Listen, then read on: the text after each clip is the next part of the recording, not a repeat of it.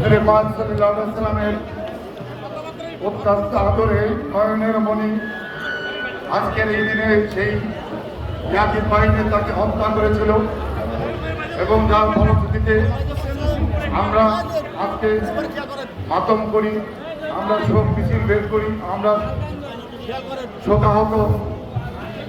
এই লক্ষ্যে আর অল্প কিছুদিনের মধ্যে আমাদের মিছিল পাক শুরু হবে। এই মিছিল পাকে নেতৃত্ব দেবেন মাইকে যে সমস্ত মোল্লা ভাইরা পলাপাক করবেন মাইকের কাছে চলে যাবেন।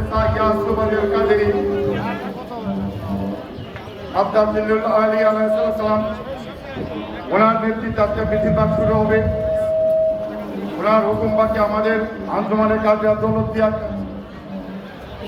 দৌলতদিয়ার সম্মানিত সভাপতি জনাব মোক্তার হোসেন ভাই আজকে এই মিছিলে নেতৃত্ব দান করবে।